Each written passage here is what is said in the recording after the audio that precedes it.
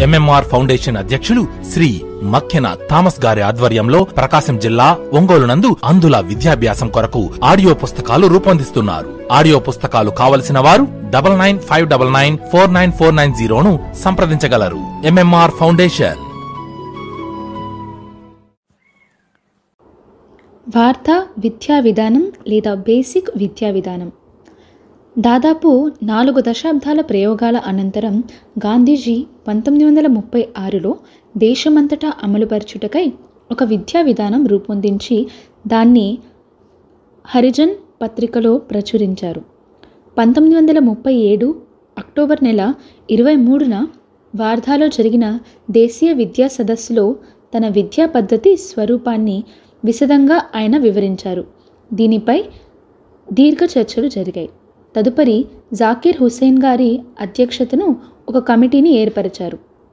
ఈ కమిటీ తన నివేదికను డిసెంబర్ నెల 1937 సంవత్సరంలో ప్రచురించినది. ఆ నివేదికలోని విద్యా విధానం వార్ధా విద్యా విధానమని లేక బేసిక్ విద్యా విధానమని పిలువబడుతుంది. వార్ధా లేదా బేసిక్ విద్యా విధానమందలి ముఖ్య సూత్రాలు: ఉచిత నిర్బంధ ప్రాథమిక విద్య అంటే 7 నుంచి 15 సంవత్సరాల వయసులోని బాలబాలికలు అందరికీ ఉచిత నిర్బంధ ప్రాథమిక విద్య అమలు జరపాలి. ఈ 7 సంవత్సరాల లోపల ప్రాథమికోన్నత పాఠశాలలో విద్య పూర్తి కావాలి. ఈ 7 సంవత్సరాల చదువుకు ప్రభుత్వమే పూర్తిగా బాధ్యత వహించాలి.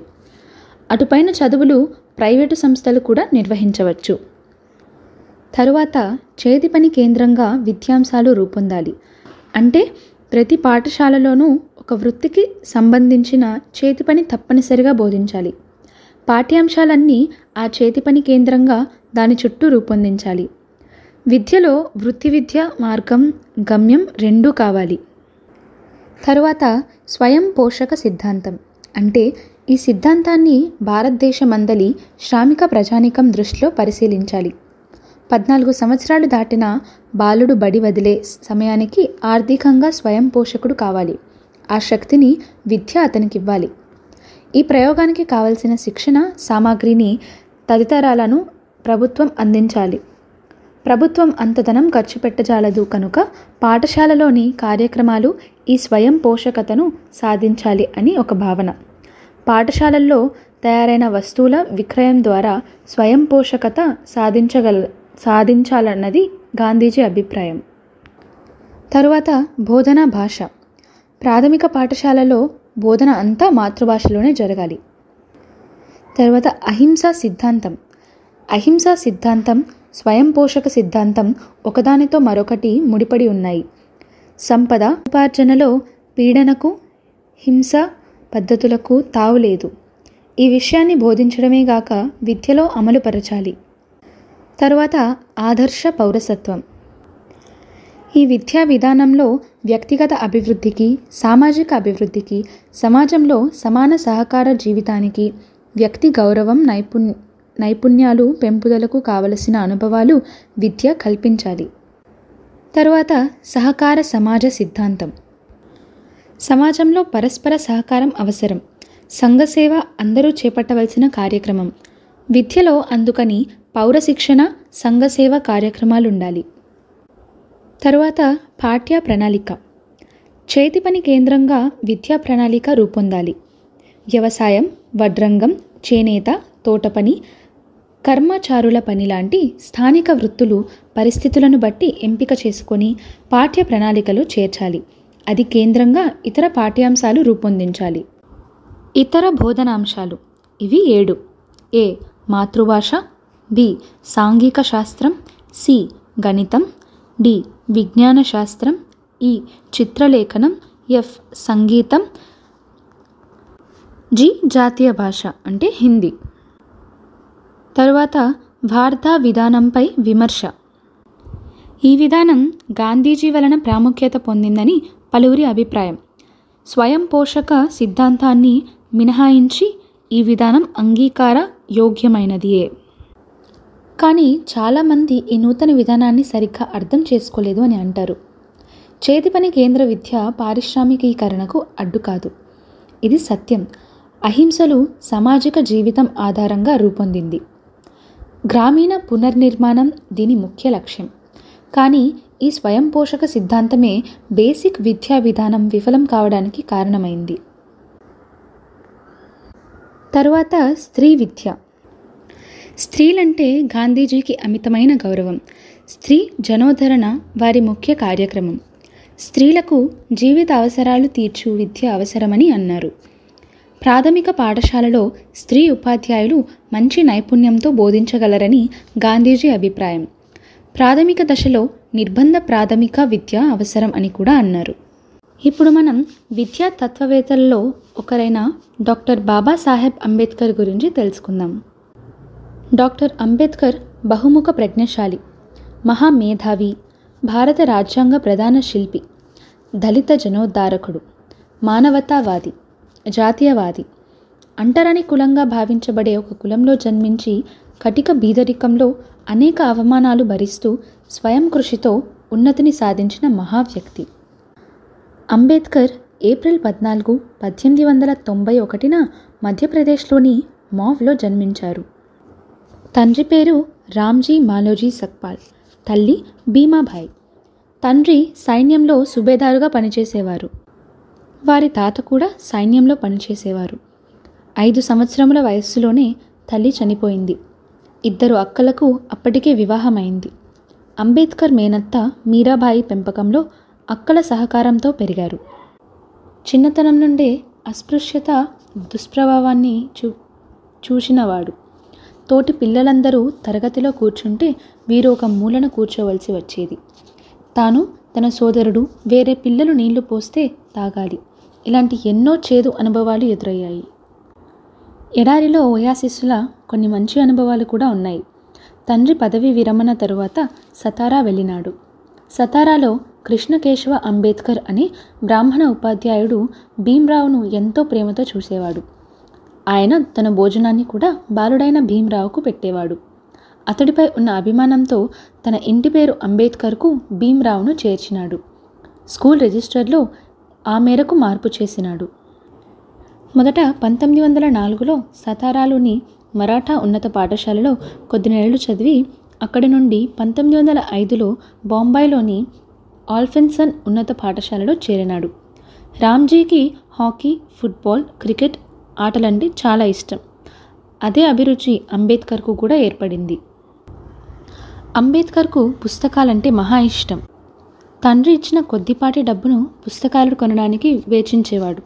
తన తండ్రి నుండే ఈ పుస్తకాలు చదివే అలవాటును అలవరుచుకున్నాడు.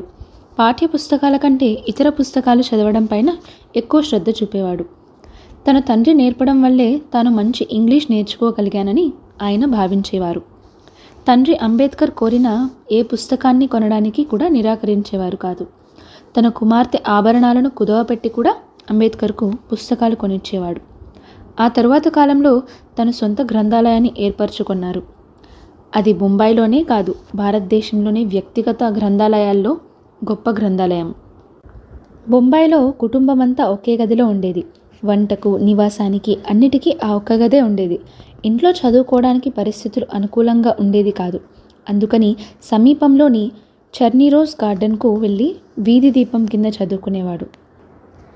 విల్సన్ ఉన్నత పాఠశాల ప్రధానోపాధ్యాయుడైన కృష్ణాజీ అర్జున్ కెలుస్కర్ అనే బ్రాహ్మణ ఉపాధ్యాయుడు అక్కడకు వస్తుండేవాడు. ఆయన బాలుడైన భీమ్రావును శ్రద్ధగా గమనించారు.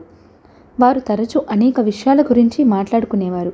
ఆయన భీమ్రావు కుటుంబ పరిస్థితిని అడిగి తెలుసుకునేవారు. 1907లో భీమ్రావు మెట్రికులేషన్ పరీక్షలో ఉత్తీర్ణుడయ్యాడు. ఆ కాలంలో మహార్ కులస్తులలో మెట్రికులేషన్ పాస్ అయిన వారిలో అంబేద్కర్ ప్రథముడు. అంబేద్కర్ను అభినందిస్తూ మహర్ సముదాయం వారు సభను ఏర్పాటు చేశారు. ఎస్కే భోలే ఈ సభకు అధ్యక్షులు. కృష్ణాజీ కెలుస్కర్, ఎస్కే భోలేలు కూడా హాజరై అంబేద్కర్ను అభినందించారు. కెలుస్కర్ తాను రచించిన గౌతమ బుద్ధుని జీవిత చరిత్ర అనే పుస్తకాన్ని అంబేద్కర్కు బహుకరించినాడు. ఈ పుస్తకం అంబేద్కర్పై ఎంతో ప్రభావం చూపింది. తన జీవిత చివరి దశలో తాను బౌద్ధ మతం స్వీకరించడానికి ప్రేరణనిచ్చింది కూడా ఆ పుస్తకమే. కెలుస్కర్కు బరోడా మహారాజా షయాజీరావు గౌక్వాడ్కు సన్నిహిత పరిచయం ఉండేది. బరోడా మహారాజు గొప్ప ప్రగతివాది మరియు జాతీయవాది. తన రాజ్యంలో అందరికీ విద్యను అందించడంలో కృషి చేసినాడు. యోగి అరవిందులను, చిత్రకారుడు రాజా రవివర్మ, దాదాబాయి నెరోజీ మొదలైన ఎందరికో ప్రోత్సాహాన్ని ఇచ్చినవాడు. ఖేలుస్కర్ బరోడా మహారాజును సంప్రదించి పై చదువులకు నెలకు 25 రూపాయల ఉపకార వేతన్ని మంజూరు చేయించినాడు. ఆ తరువాత అమెరికాలోని కొలంబియా విశ్వవిద్యాలయంలో ఉన్నత చదువులకు కూడా ఖేలుస్కర్ ద్వారానే బరోడా మహారాజు నుండి ఆర్థిక సహకారం పొందినాడు. BA వరకు ఆల్ఫిన్సన్ కళాశాలలో చదివి ఆ తరువాత పై చదువులకు అమెరికాలోని కొలంబియా విశ్వవిద్యాలయానికి వెళ్ళాడు. 1913 నుండి 1916 వరకు కొలంబియా విశ్వవిద్యాలయంలో తాను హాజరు కావాల్సిన దానికంటే ఎక్కువ క్లాసులకే హాజరైనాడు. John Dewey, Edwin Seligman, James Harvey, Robinson మొదలైన వారు ఆయన ఉపాధ్యాయులు. 1915లో అర్థశాస్త్రం, సామాజిక శాస్త్రం, చరిత్ర, తత్వశాస్త్రం, మానవ శాస్త్రాల్లో మాస్టర్స్ డిగ్రీలు సంపాదించినాడు. ఏన్షియంట్ ఇండియన్ కామర్స్ అనే థీసిస్ను సంప్రదించినాడు. 1916లో national dividend of India, a historical analytical study అనే ఇంకో థీసిస్ను సమర్పించాడు. 1916 అక్టోబర్లో లండన్ స్కూల్ ఆఫ్ ఎకనామిక్స్లో నమోదు చేసుకున్నాడు. అక్కడ న్యాయశాస్త్రం కూడా చదివాడు. ఆ తరువాత భారతదేశం తిరిగి వచ్చి అస్పృశ్యతకు వ్యతిరేకంగా అనేక ఉద్యమాలు నిర్వహించినాడు. వాటిలో మహత్ పోరాటం, నాసిక్ కుల్రామ్ మందిర్ ఉద్యమం ప్రముఖమైనవి. ఆయన వైస్రాయ్ ఎగ్జిక్యూటివ్ కౌన్సిల్లో కార్మిక శాఖ మంత్రిగా అనేక సంస్కరణలకు, అభివృద్ధి కార్యక్రమాలకు శ్రీకారం చుట్టినారు. పరిపాలన, విత్తము, పన్నుల విధానం, భారత వ్యవసాయ సమస్యలు, పారిశ్రామికీకరణ, శ్రామిక చట్టాలు, మతము, కుల వ్యవస్థ, సాంఘిక న్యాయం మొదలైన ఎన్నో రంగాల్లో వారు విశేష కృషి చేసినారు. నీటి వనరులు సద్వినియోగానికి, దామోదర నదిలోయ ప్రాజెక్ట్ నిర్మాణానికి కారకులు ఆయనే. అంబేద్కర్ 1943లో 289 సాంకేతిక శిక్షణ సంస్థలను నెలకొల్పినారు. ఆయన జల విద్యుత్ పితామహుడు. కేంద్ర ప్రజాపనుల విభాగం, విద్యుత్ బిల్లులు ఆయన సృష్టి. ఆ సమయంలోనే వ్యవసాయ రంగానికి సంబంధించిన అనేక సమస్యలకు పరిష్కారం చూపారు. రైతులకు సంవత్సరంలో 6 నెలలు పని ఉండదు. కాబట్టి ప్రభుత్వం వ్యవసాయ ఆధారిత పరిశ్రమలు స్థాపించాలని సూచించారు. కమ్యూనిజానికి ప్రత్యామ్నాయంగా బౌద్ధ మతాన్ని ఎంచుకున్నారు. మహిళా విద్యను ప్రోత్సహించాలని సూచించారు. మహిళలకు ఆస్తిలో వారసత్వపు హక్కు ఇవ్వాలన్నాడు. స్త్రీలు, పిల్లలు చదువులో శ్రద్ధ వహించాలని సూచించాడు. అంబేద్కర్ విద్య, సమానత్వం, న్యాయం ఆధారంగా సమాజాన్ని పునఃనిర్మించడం విద్య ద్వారానే సాధ్యమని అంబేద్కర్ భావించారు. కుల, లింగ విచక్షణ లేకుండా ప్రజాబాహుల్యాన్ని విద్యను అందించాలని ఆయన భావించారు. విద్యను ప్రతివారికి అందుబాటులోకి తేవాలని ఆయన భావించారు. అత్యంత చౌకగా విద్యను అందరికీ అందించే ప్రయత్నం చేయాలని బొంబాయి విశ్వవిద్యాలయ చట్టం, ప్రాథమిక విద్యా సవరణ బిల్లుపై చర్చలో ప్రతిపాదించారు. ఆయన పీపుల్స్ ఎడ్యుకేషన్ సొసైటీని స్థాపించారు. ఈ సొసైటీ ద్వారా బొంబాయి, ఔరంగాబాద్లో కళాశాలలు ప్రారంభించారు. ఏ విధమైన వివక్షకు అవకాశం లేకుండా అందరికీ సమాన విద్యావకాశాలు కల్పించాలని భావించారు. బాలురకు, బాలికలకు అందించే విద్యాంశాల్లో కొంత వైవిధ్యం ఉండాలని భావించారు. తరువాత విద్యా సమానత్వం. సామాజిక బానిసత్వాన్ని అంతం చేసే సరైన సాధనం విద్య. దళితులకు సామాజిక గౌరవాన్ని, ఆర్థిక ప్రగతిని, రాజకీయ స్వాతంత్ర్యాన్ని అందించే సాధనం విద్య అని అంబేద్కర్ గారు తెలిపారు. తన జీవితమంతా వివక్షకు, లేమికి గురైన అణగారిన వర్గాలకు సముచిత స్థానం కల్పించడానికి కృషి చేశారు. సమాజాన్ని స్థాపించడానికి విద్యే సాధనమని భావించారు. నిమ్న వర్గాలు తమ పిల్లలను బడికి పంపగలిగిన స్థితిలో లేరు. విద్యా సంస్థల ద్వారాలు వారికి మూసివేయబడ్డాయి. అస్పృశ్యుల ఉన్నతికి విద్య ఎంతగానో తోడ్పడుతుందని అంబేద్కర్ భావించారు. జ్ఞాన సముపార్జనలో ఉన్నత శిఖరాలను అధిరోహించాలని ఆయన తన అనుయాయులకు ఉద్బోధించారు. జ్ఞానము విముక్తిని కలిగించే గొప్ప శక్తి. విద్య ద్వారా వివేకం కలుగుతుంది, ఆత్మగౌరవం పెంపొందుతుంది, ఆర్థికంగా కూడా మంచి జీవితం గడపవచ్చు. విద్యావకాశాలు నిరోధింపబడటం వల్లే అస్పృశ్యులు వెనుకబడిపోయారు. బ్రిటిష్ పాలనలో కూడా దళితులకు విద్యావకాశాలు మెరుగుపడలేదు. గవర్నర్ జనరల్ కార్యనిర్వాహక సభలో కార్మిక మంత్రిగా దళితులకు విదేశీ విద్యకు స్కాలర్షిప్ను అందించడానికి కృషి చేశాడు. దళితులు సాధారణ విద్యను, సాంకేతిక విద్యను కూడా అభ్యసించాలని సూచించారు. దళితులకు విద్యను అందించడానికి హాస్టల్ సౌకర్యాలు అందించాలని ప్రతిపాదించాడు. జిల్లా స్థానిక బోర్డుల సహకారంతో పూణే, నాసిక్, షోలాపూర్, థానే, ధార్వాడ్లలో హాస్టళ్లు ఏర్పాటు చేశారు. 1945లో పీపుల్స్ ఎడ్యుకేషన్ సొసైటీని స్థాపించారు. దళితులు విద్యను అభ్యసించడంలో సమర్థులు కారనే భ్రమను ఛేదించారు. ఈ రోజుకి ప్రభుత్వాలు దళితులకు అనేక సౌకర్యాలు అందిస్తున్నాయి అంటే దీనికి ప్రధాన కారణం అంబేద్కర్ గతంలో చేసిన ప్రతిపాదనలే. అందరికీ విద్య రాజ్యాంగం అంటే రాజ్యాంగంలోని ఆదేశ సూత్రాలలోని 45వ అధికరణము 6 నుంచి 14 సంవత్సరాల బాలబాలికలందరికీ నిర్బంధ ఉచిత విద్యను 10 సంవత్సరాలలో అందించాలని సూచించింది. దీనికి అనుగుణముగా విద్యా హక్కు చట్టం 2009 కూడా చేయబడింది. దీనికి కారకులు అంబేద్కరే. ప్రగతికి విద్య ఒక గొప్ప సాధనం. విద్య ద్వారా వ్యక్తి తన అంతస్తును మార్చుకోగలడు. అస్పృశ్యులు, అణగారిన వర్గాలు భవిష్యత్తు వారి విద్య, ఉన్నత ఉపాధి, మెరుగైన సంపాదనపై ఆధారపడి ఉంటుందని భావించాడు. విద్యతో దళితులలో ఆత్మగౌరవం పెంపొందుతుంది. తద్వారా వారు జాతీయ ప్రవాహంలో సమ్మిళితులు కాగలరు. ఆయన గొప్ప జాతీయవాది. తరువాతిది ఉపాధ్యాయుడు బోధన. ఉపాధ్యాయులకు బోధనలో స్వేచ్ఛనివ్వాలని భావించారు. విద్యార్థుల్లో పరస్పర అవకాశం ఉండాలని భావించారు.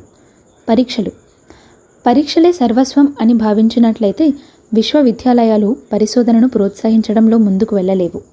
ఆయన ఈ కింది సూచనలు చేశారు.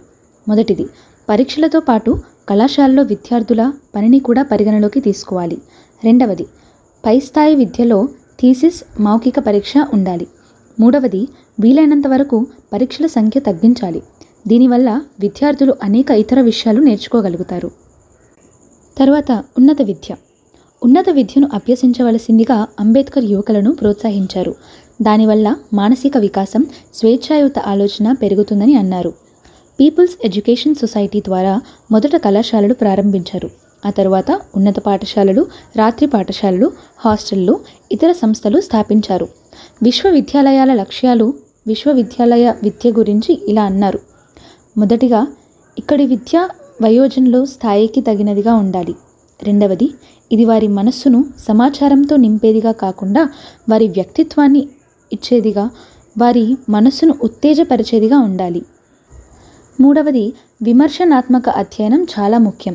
నాలుగవది, విషయంలో సమగ్రత సాధించడం ద్వారా సత్యం వైపు ప్రయాణించేలా చేయాలి.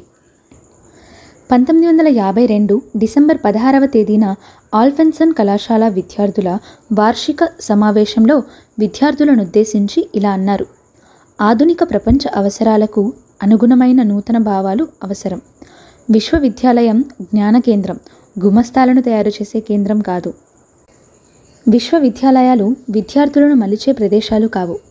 తన స్వతంత్ర పరిశోధన ద్వారా తమను తాము మలుచుకోవడానికి కావలసిన వాతావరణాన్ని తయారు చేసే కేంద్రాలు. ప్రస్తుత విశ్వవిద్యాలయాల విద్య చాలా ఖర్చుతో కూడుకున్నది. ప్రతిభావంతులైన విద్యార్థులు కూడా ఆర్థిక ఇబ్బందుల కారణంగా విశ్వవిద్యాలయాల విద్యను కొనసాగించలేకపోతున్నారు. వారు కేవలం గుమస్తాలు, టైపిస్టులుగా మిగిలిపోతున్నారు. ఈ కారణంగానే ఆయన ఉదయ కళాశాలలను ఈ విద్యార్థులకు ప్రతిపాదించారు. విద్య వ్యక్తుల మేధస్సును, నైతికతను, సాంఘిక ప్రజాస్వామ్యాన్ని పెంపొందించాలి. People's education society. People's education society 1950లో బొంబాయిలో సిద్ధార్థ ఆర్ట్స్ సైన్స్ కళాశాలలను ప్రారంభించింది. ఔరంగాబాద్లో మిలింద్ కళాశాలకు శంకుస్థాపన చేసింది.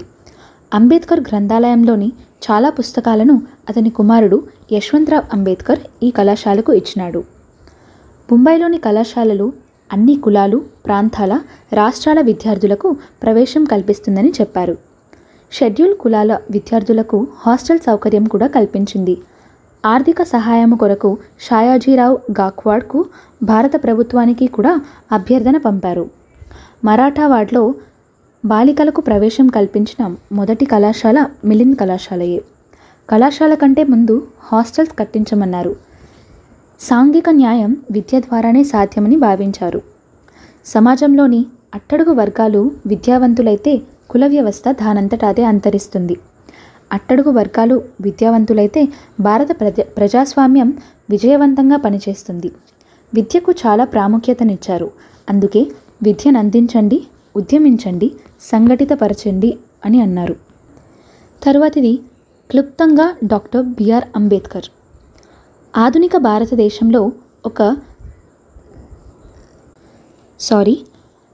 భారతదేశంలో ఒక దార్శనికుడిగా, ప్రత్యేక తాత్వికుడిగా, అణగారిన వర్గాలకు దిక్సూచిగా పేర్కొందినవారు డాక్టర్ బిఆర్ అంబేద్కర్. పేదరికాన్ని, అణచివేతను తాను స్వయంగా అనుభవించి ఆ అట్టడుగు వర్గం నుంచి కృషి చేసి పైకెదిగి మహోన్నత వ్యక్తిగా ప్రజలకు పరిచయమైన తత్వవేత్త, విద్యా విజ్ఞుడు. ఒక సంఘ సంస్కర్తగా సమాజంలో విశ్వజనీన నైతిక మూలాలను, ప్రజాస్వామ్యంలో గొప్ప నమ్మకాన్ని చూపిన అంబేద్కర్ మానవతావాది. భారతీయ సామాజిక రాజకీయ ప్రవేశంలో అణగారిన వర్గాల ప్రజలకు ఒక రక్షకుడిగా, మేధా సామర్థ్యాలతో నైతిక రాజకీయ పోరాటాన్ని నడిపినవారు. అంటరాని అణగారిన ప్రజల్లో చైతన్యం కల్పించడమే సమాజంలో మార్పుకు, సమస్యకు మూల పరిష్కారంగా భావించారు అంబేద్కర్. ఈ క్రమంలోనే ప్రతి సామాజిక వ్యవస్థకు ఉన్న మూలాలను వీరు ప్రశ్నించారు. ప్రజాస్వామ్య ప్రభుత్వానికి మౌలిక అంశాలైన సమానత్వం, సౌభ్రాతృత్వం అనే భావనలకు భారతీయ సమాజ వ్యవస్థలో తక్కువ అవకాశం ఉందని, అంతర్లీనంగా ఉన్న వర్ణ వ్యవస్థ వ్యక్తులకు మౌలికమైన మానవ హక్కులను దూరం చేసిందని ఆవేదన చెందారు. సామాజిక న్యాయంపై వీరి ఆలోచనలు సామాజిక, ఆర్థిక, రాజకీయ వ్యవస్థలో సహకారయుక్త చర్యలను రూపొందించడం ద్వారా వెనుకబాటుతనాన్ని రూపుమాపవచ్చని సూచించాయి. చట్టపరమైన చర్యల ద్వారా, తప్పనిసరిగా విధాన ఆధారిత నిర్ణయాల ద్వారానే సామాజిక న్యాయం తీసుకురాగలుగుతామని వీరి ప్రగాఢ విశ్వాసం. ఈ ప్రయత్నంలో విద్య అణగారిన వర్గాలకు చోదక శక్తిగా పనిచేస్తుందని అంబేద్కర్ విశ్వసించాడు. ప్రజాస్వామ్యంపై వీరి ఆలోచనలు ఒక విశ్వజనీన సమైక్య భావనను సూచించాయి. ప్రజాస్వామ్యం అంటే పాలన మాత్రమే కాదు, సమాజంలో ఉండే క్రమబద్ధీకరణ. ప్రజాస్వామ్య సమాజం 2 కీలక అంశాలపైన ఆధారపడి ఉంటుంది. అవి: మొదటిది వర్గాలుగా విడగొట్టే సామాజిక స్థిరీకరణ లేకుండా ఉండటం. రెండవది వ్యక్తి గౌరవాన్ని కాపాడి వైయక్తికంగా, సమూహంగా, సందర్భానుసారంగా సర్దుకోవడాన్ని ఒక సామాజిక అలవాటుగా మార్చుకోవడం. ప్రజాస్వామ్యం మాత్రమే వ్యక్తికి స్వేచ్ఛను, సమానత్వాన్ని ఇవ్వగలుగుతుందని వీరు నమ్ముతారు. వారి జీవిత కాలంలో కులం అనే భావనను రూపుమాపాలనే చరిత్రాత్మక పిలుపును జీవితాధ్యేయంగా పెట్టుకున్నారు. గొప్ప రాజ్యాంగవేత్తగా, రాజనీతిజ్ఞుడిగా, మేధావిగా, న్యాయవేత్తగా, అన్నిటికంటే ముఖ్యంగా వెనుకబడిన వర్గాలకు నాయకుడిగా ఎన్నో సేవలందించారు. తార్కికమైన వ్యూహాత్మక చర్యల ద్వారా దేశంలో అత్యుత్తమంగా అంటరానితనానికి వ్యతిరేకంగా సంఘ సంస్కరణను కొత్త దిశలో తీసుకెళ్లిన సరళ స్వభావి. అంబేద్కర్ దృష్టిలో జాతీయత అంటే అందరూ వ్యక్తులు గౌరవప్రదంగా బతకడమే. మానవ హక్కుల దిశలో ఆలోచించి మేధస్సుతో అణచివేతను, ఆధిపత్యాన్ని వ్యతిరేకించడమే అంబేద్కర్ సమైక్యతా సిద్ధాంతం. సమానత్వం, పౌర హక్కులనే ముఖ్య సాధనాలుగా వీరు అభివర్ణించారు. మత సహనాన్ని ఆకాంక్షించే అంబేద్కర్ మతం మానవ సమాజంలో బలమైన శక్తిగా, సామాజిక భావ సమైక్యతను పెంపొందించే సాధనంగా, నిర్మాణాత్మక పాత్ర పోషించాలని ఆకాంక్షించారు. అప్పుడే మతం ప్రజలను రాజకీయ సుస్థిరత వైపు, రక్షణ సమైక్యత వైపు నడిపిస్తుందని సూచించారు. తరువాత విద్యా తత్వవేత్తల్లో ఒకరైన జిడ్డు కృష్ణమూర్తి గురించి తెలుసుకుందాం. జిడ్డు కృష్ణమూర్తి ఆంధ్రప్రదేశ్ రాష్ట్రం చిత్తూరు జిల్లాలోని మదనపల్లిలో 11/5, 1895వ సంవత్సరంలో జన్మించారు. అతని తండ్రి చిన్న వయస్సులోనే దివ్య జ్ఞాన సమాజం స్థాపించిన ఆనిబిసెంట్ గారి రక్షణకు శ్రీ జిడ్డు కృష్ణమూర్తిని అప్పగించారు. కృష్ణమూర్తి తన విద్యాభ్యాసం అడయారులో, తదుపరి ఉన్నత విద్యను ఇంగ్లాండులో కొనసాగించారు. అనేక గ్రంథాలు చదివారు. అనేక దేశాలు పర్యటించారు. ఈయన తత్వం సత్యం. మొదట వ్యక్తి తన జీవిత ప్రయోజకతను అర్థం చేసుకోవాలి. ఎందుకు జీవిస్తున్నాడో తెలుసుకోవాలి. తన పయనం ఏటో తెలుసుకోవాలి. దానిని బలపరచుటకు తన శక్తియుక్తాలను ఉపయోగించాలి. ప్రేమలేని హృదయం రాక్షస హృదయం. జీవితం అంటే తెలియక శక్తి సామర్థ్యాలను పెంపొందించుట వలన దుఃఖం, అరాచకం ఫలించునే తప్ప మరేమీ జరగదని కృష్ణమూర్తి అభిప్రాయం. ఈయనకు విద్యపైనున్న ప్రత్యేక అభిరుచి కారణాన 2 పాఠశాలలు అతని తత్వ మార్గమున నడిపించుటకు సమాయుత్తమయ్యాయి. మొదటిది ఋషివేలి పాఠశాల, మదనపల్లి దగ్గర. రెండవది రాజ్ఘాట్ పాఠశాల, వారణాసి దగ్గర. ఈయన విద్యా విధానంను సమగ్ర విద్యా విజ్ఞానం అని అంటారు. సాధారణ ప్రస్తుత పాఠశాలలపై వారి అభిప్రాయం, ఈనాటి విద్యా విధానం పుస్తకాల నుండి సమాచార సేకరణ విధానాన్ని అనుసరించుటయే. ఈనాటి విద్య విద్యార్థిలోని ఆత్మను చంపివేస్తుంది. అతనిని సమగ్రమైన వ్యక్తిగా తయారు కానివ్వదు. వ్యక్తి తన జీవితం గడపడానికి అవసరమగు కనీస నైపుణ్యాలను మాత్రం అందించగలదు. నేటి విద్యలో సృజనాత్మకతకు తావులేదు. అవునండి అవునండి అను తలలూపుతూ వ్యక్తులను తయారు చేస్తుంది. అవునండి అవునండి అనే తలలూపే వ్యక్తులను తయారు చేస్తుంది. నిజమైన విద్యను సామాజిక విద్య కానీ, ప్రత్యేకత లేని పాఠశాలలు కానీ, విద్యార్థులు అధిక సంఖ్యలో గల పాఠశాలలు కానీ అందించజాలవు. ఈనాటి విద్యా విధానంలో అన్ని స్థాయిల్లో అధికారం, ఆధిపత్యం ప్రబలి ఉంది. అందుకే సృజనాత్మకత వెనక వెళ్ళింది. కృష్ణమూర్తి అభిప్రాయంలో జీవితం ఒక సంపూర్ణమైన మొత్తం. అది అవిభాజ్యం. విద్య వ్యక్తి సమగ్రతకై కృషి చేయాలి. కృష్ణమూర్తి భావనలో అవిభాజ్యమైన విద్యా లక్షణాలు. విద్యార్థికి సంపూర్ణ స్వేచ్ఛనిచ్చేదిగా విద్యను రూపొందించాలి. విద్యా బోధన స్వేచ్ఛా వాతావరణంలో జరగాలి. విద్యార్థి పాఠశాలలో గడుపు సమయం ఆనందదాయకంగా ఉండాలి. పిల్లల్లో సృజనాత్మకత పెంచాలి. ఆధ్యాత్మిక శిక్షణ పిల్లలకు అవసరం. విద్య అనగా పుస్తక పఠనం, డిగ్రీల సముపార్జన కాదు. ప్రకృతి అంశాలను పరిశీలించి ఆనందించి విద్యను అభ్యసించాలి. విద్య ధ్యేయం ఉద్యోగ సముపార్జన కాదు. విద్య యాంత్రిక ప్రక్రియ కాదు. విద్యార్థుల్లో కుల మత విభేదాలు ఉండరాదు. విశ్వమానవ సౌభ్రాతృత్వాన్ని పెంచాలి. మన పాఠశాలల్లో, విద్యాలయాల్లో ఒక నూతన మానవతరం రూపొందాలి. విద్యార్థుల్లో భయానికి తావుండరాదు. వారు జీవితంలో అహింసా తత్వాన్ని పాటించాలి. తమ బలహీనతలు, శక్తి సామర్థ్యాలను విద్యార్థులు ఎరిగి వారి మానసిక శక్తులతో పూర్తిగా వికసించాలి. ఉపాధ్యాయుని భావాలు వారిపై రుద్దరాదు. పాఠశాల సమస్య విద్యార్థిది కాదు. ఉపాధ్యాయులు, తల్లిదండ్రులే సమస్య. తర్వాతిది ఉపాధ్యాయులు. ఉపాధ్యాయులు విద్యార్థుల పట్ల స్నేహంతో ఉండాలి, అధికారంతో కాదు. బోధనా వృత్తిని మనసారా స్వీకరించాలి. అంకితభావం కలవారై ఉండాలి. తాము అధికులం అన్న భావనను విడనాడాలి. ఉపాధ్యాయులు నిరంతర విద్యార్థులు. తాము విద్యార్థులు వేరు కాదు అన్న భావన ఉండాలి. విద్యార్థులను సంపూర్ణ మానవులుగా తయారు చేయు బాధ్యతను స్వీకరించాలి. క్రమశిక్షణ విషయంలో స్వీయ క్రమశిక్షణ విధానాన్ని అమలు చేయాలి. ఉపాధ్యాయులు విద్యార్థులకు సమస్య కారాదు. అందుకే ఉపాధ్యాయులకు శిక్షణ అవసరం. ఋషి వ్యాలీ పాఠశాల. పైన పేర్కొన్న సూచనలు అన్నీ ఋషి వ్యాలీ పాఠశాలలో అమలు చేస్తున్నారు. నగరానికి దూరంగా ప్రకృతి ఒడిలో పాఠశాల నిర్మించబడినది. విద్యార్థులు, ఉపాధ్యాయులు అందరూ కలిసి జీవిస్తారు. పాఠశాల పరిశుభ్రత, వసతి గృహాలు, భోజనశాలలో పనులు అన్నీ విద్యార్థులే చూసుకుంటారు. తమ పనులు తాము చేసుకుంటారు. తరతమ భేదాలు లేవు. అందరూ సమానం. పని పట్ల గౌరవం పెంచుకుంటారు. వీరి భావనలో సత్యాన్వేషణ ఎవరికి వారే చేయాలి. దానికి ఒక నిర్మిత మార్గం గురువు చూపలేడు. పాఠశాలలో వ్యాయామానికి, సంగీతానికి, చిత్రలేఖనానికి, ఇతర పాఠ్యాంశాలతో పాటు ప్రాధాన్యత ఉంటుంది. ఆటలు, పాటలు, నాటకాలు, నృత్యాలలో అందరూ పాల్గొంటారు. విద్యార్థుల సృజనాత్మక శక్తి ప్రదర్శనకు అవకాశాలున్నాయి. శారీరక ఆరోగ్యం, మానసిక ఆరోగ్యానికై ఆధ్యాత్మిక ఉపన్యాసాలు ఇస్తూ ఉంటారు. తర్వాత విద్యా లక్ష్యాలు.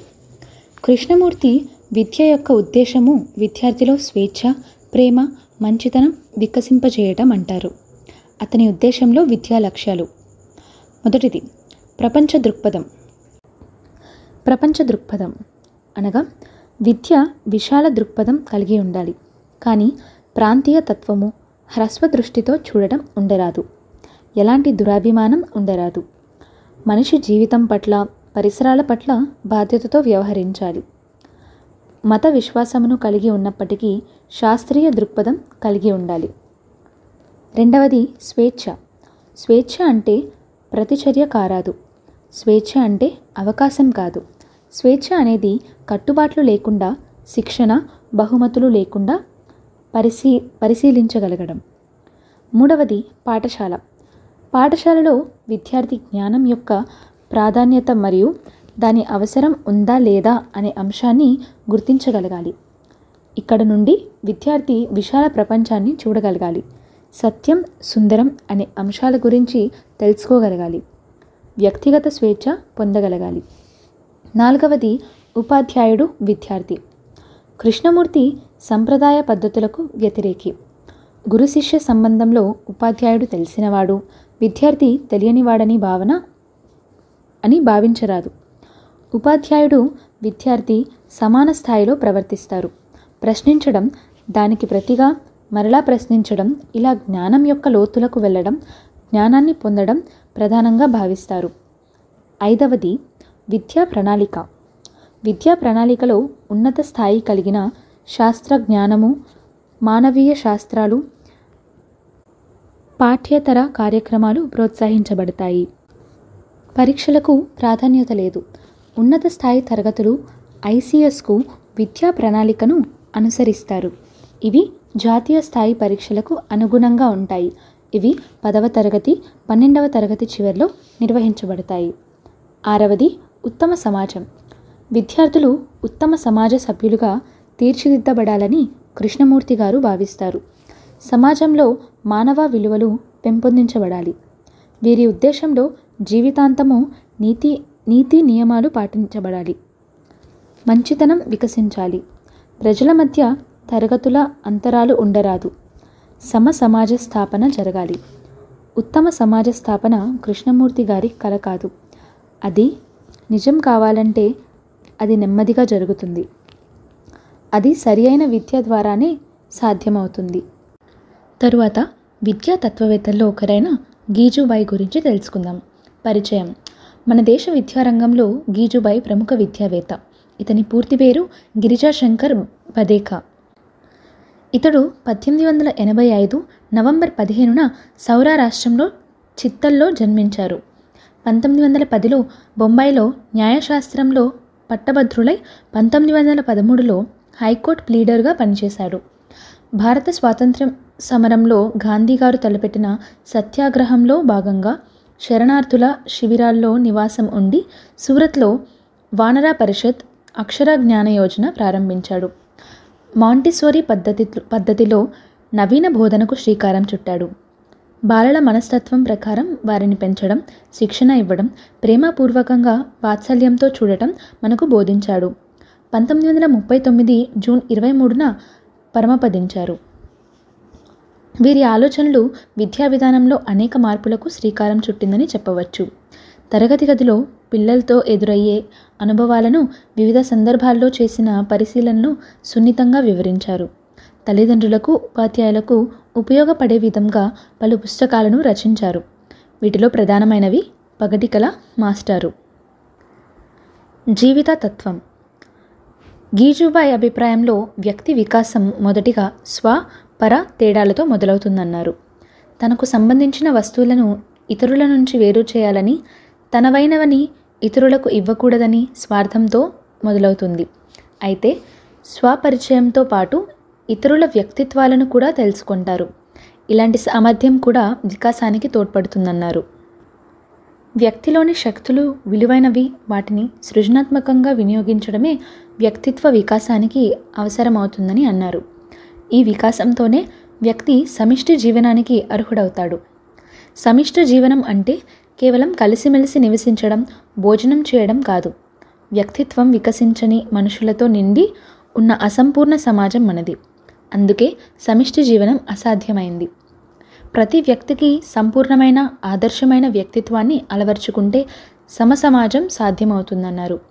ఈ వ్యక్తిత్వ వికాసం బాల్యదశ నుంచే ప్రారంభమవుతుందన్నారు. విద్యాతత్వం. గీజుబాయి విద్యావేత్తగా సుప్రసిద్ధులు. వారు గుజరాత్లో దక్షిణామూర్తి అనే విద్యా సంస్థను స్థాపించి విద్యా బోధనకు సంబంధించిన నూతన పద్ధతులను, నూతన ప్రయోగాలను కొనసాగించారు. అందువల్ల గుజరాత్ రాష్ట్రం ఆయనను ఒక ఉత్తమ విద్యావేత్తగా పరిగణించసాగింది. విద్య ప్రతి పిల్లవాడిలో అంతర్గత శక్తులను వెలికితీయాలని గీజుబాయి తన విద్యా విధానంలో ప్రతిపాదించాడు. పిల్లలకు స్వతంత్రం అవసరమని, వారు పెరుగుతున్న విధానంలో ఉపాధ్యాయుడు తన వంతు పాత్రను పోషించాలన్నారు. విద్యా ప్రక్రియలో ఉపాధ్యాయుడు, విద్యార్థి మధ్య ప్రేమ వాతావరణం కల్పించడం ద్వారా అధ్యయనం వేగతరం అవుతుందని అభిప్రాయపడ్డారు. జీవితంలోని ప్రతి అనుభవం అభ్యాసనంలో ప్రాధాన్యమైంది. విద్యను నిత్య జీవితంలో అన్వయించడం ద్వారా విద్యార్థి బలోపేతుడవుతాడు. విద్యను సమగ్రంగా గ్రహించగలుగుతాడు. ప్రతి పిల్లవాడు ఒక ప్రత్యేకమైన మూర్తిమత్వాన్ని పొంది ఉంటాడు. అతని సహజ ప్రవర్తన ప్రకృతికి దగ్గరగా ఉన్నప్పుడు ఎదుగుతాడు. మంచిని గ్రహించగలుగుతాడు. అందులో ప్రధానమైనవి: మొదటిగా, ప్రతి పిల్లవాడిలో అనేక మంచి గుణాలు, శక్తులు ఉన్నాయి. విద్య వాటిని వెలికి తీయడానికి సరైన వాతావరణం కల్పించాలి. రెండవది, విద్య భయరహితమైన మనోవృత్తిని పెంపొందించాలి. ప్రేమ వాతావరణం కల్పించాలి. మూడవది, పాఠశాలలు కేవలం నియమాలకే కాకుండా విద్యార్థుల శీల నిర్మాణ కేంద్రాలకు నిలయాలుగా మారాలి. నాలుగవది, స్వీయ క్రమశిక్షణ ప్రతి జీవికి అవసరమని, అది విశ్వాసపూరితమైన అభ్యాసనంలో భాగంగా అందివ్వాలి. ఐదవది, జీవితంలోని ప్రతి అనుభవాన్ని అభ్యాసనంలో చొప్పించేలా ఉండాలి. పాఠ్య ప్రణాళిక. గీజుబాయి ప్రత్యేకంగా పాఠ్య ప్రణాళికను సూచించలేదు. కానీ ప్రస్తుతం ప్రాథమిక పాఠశాలల్లో బోధిస్తున్న విషయాలు కానీ, విధానాలు కానీ బాలలకు చాలా హానికరమైనవిగా ఉన్నాయన్నారు. ఈ విధానానికి స్వస్తి పలకాలని ఓ నూతన విధానం కావాలన్నారు. వినోదం, విజ్ఞానంతో పాటు గంభీరమైన విషయాల వరకు వివిధ కోణాల్లో పుస్తకాలు ప్రచురించాలి. భాషలో లోపాలు, కఠినంగా ఉన్న విషయాలు తక్కువగా ఉన్నవి స్వీకరించాలి. అవి చదివి వినిపిస్తే పిల్లలకు మరింత ఆనందం కలగడంతో పాటు వారి ఇష్టాయిష్టాలు స్వయంగా తెలుసుకొని వీలుంటుంది. భాష కఠినంగా ఉందో, తేలికగా ఉందో తెలుస్తుంది. 1 నుంచి 100 వరకు అంకెలు అప్పచెప్పడం, ఎక్కాలు తడుముకోకుండా వేళ్ళ వేయడం, లెక్కలు క్రమం తప్పకుండా సరిగ్గా చేయడం వంటి వాటిలోనే గణితం సార్థకత లేదు.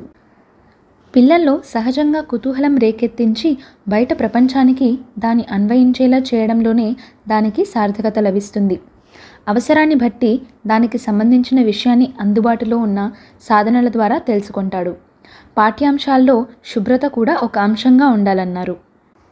తరువాతది బోధనా పద్ధతి. పాఠాలు వినకుండా పిల్లలు అల్లరి చేయడానికి కారణం టీచర్ నచ్చకపోవడం ఒకటైతే, పాఠం చెప్పే తీరు నచ్చకపోవడం మరో కారణం అవుతుంది. కథలంటే పిల్లలకు చాలా ఇష్టం. కథలకు ఇటు బోధనా పద్ధతిలోనూ అటు జీవితాల్లోనూ ఒక ప్రత్యేక స్థానం ఉంది. కథలు చెప్పేవారికి కేవలం చెప్పడంలో నైపుణ్యం ఉంటే చాలదు. ఆ కథలో సందేశం ఏమిటో తెలుసుకొని అది వివరించగలిగే చాతుర్యం ఉండాలి. అందుకే బోధన విధానం దృష్ట్యా సరైనవనిపించే కథలను పిల్లలకు చెప్పాలి.